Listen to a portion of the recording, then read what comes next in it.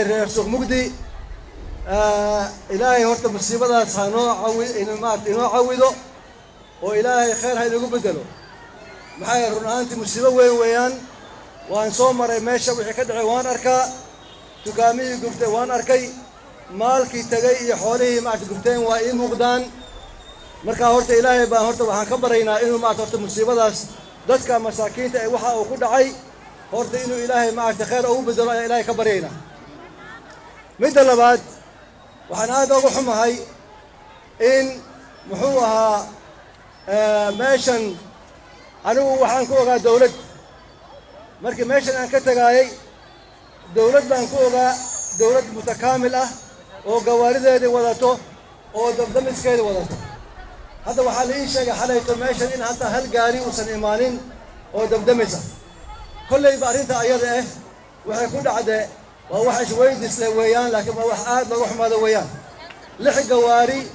oo kuwa dabka dambiyaan baan meeshan aan ku ogaa oo markuu dab dilaaco imaan jireen laakiin horta in xalay ilaa saaka hataa hal gaari uusan muuqanin kollay waa iska imtixaan weeyaan ayadana kollayba waa wax isweydiin doono weeyaan midda saddexaad waxaan rabaa inaan idiin sheego reer suuq mugdi meeshan aniga waagii aan ka tagaaye plan baa jiray plan weyn baa jiray inaan suuqan aan dhisno haddana waxaan idiin sheegayaa ilaahay idinkiis haddii aan soo noqdo suuqanayto sidan ma ahaanayo plaankeeda waa diyaar waan dhisaynaa insha allahu tacaala suuqan waa la dhisi cid kasta oo suuqan meel ku lahana meesheeda bay ka qaadani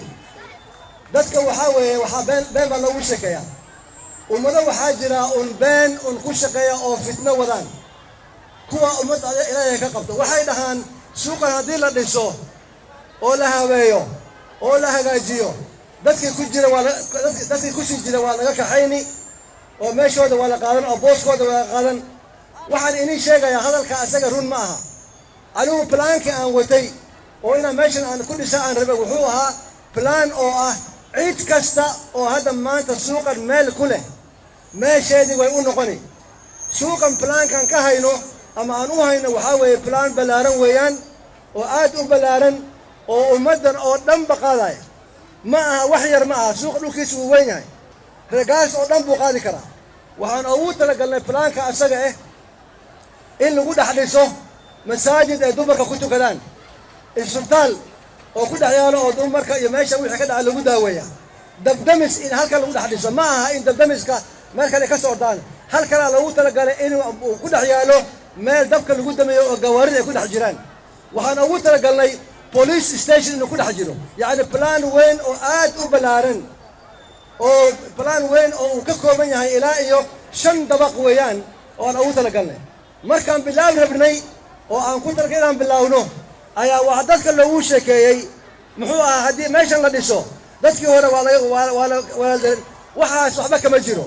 hadduu ilaahay meeshan nagu soo celiyo waxaan rabaa inaan idiin sheego nin kasta oo meeshan ku leh meel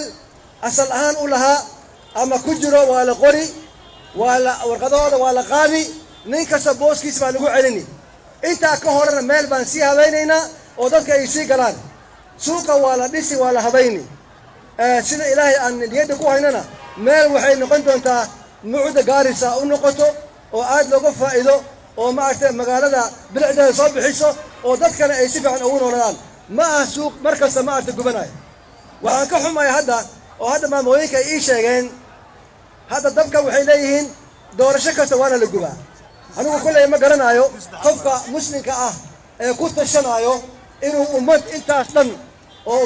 u bareero qofka islaamnimo sheeganaya oo intaa u bareerayo inuu dad qutilyoonkoodii ka guba oo suuqoodii uu ka guba oo xoolahoodii uu dabgeliya hadda kaas wuxuu yahay ma garanaayaba ma shaydaan la soo diray miya wuxuu yahay ma garanaya laakiin taa ilaahay baan ku daanaynaa calaa kulli xaal waxaan idiin sheegayaa dadkan sheekh mugdi ku noolow hadda dhibkan gaaray horta waxaan rabi lahaa intii wax ka gubtay bal horta isa soo qora dawladdana waan oola tegaynaa annagana wax alla wixii la qaban kara waa la qaban horta isa soo qora waa isgaranaysiin ninkii dukaan ka gubtay ama xoolihiisi ka gubteen bal isa soo qora horta aan fiirino sidii wax loo qaban karo taas intaa umaan dhihi lahaa muxuu ahaa waan ka tacsiyeynayaa waxaa meesha ka dhacay waa ka xunnahay وآد بان أقول هاي أي إن أنت مصيبة تنلهك مع أي دعوة ولا ليه هذانا ضد أو متلقله كل واحد فاهمين ما لقدنا فاهمين ما إلهي عز وجل ما تقول شيء لكن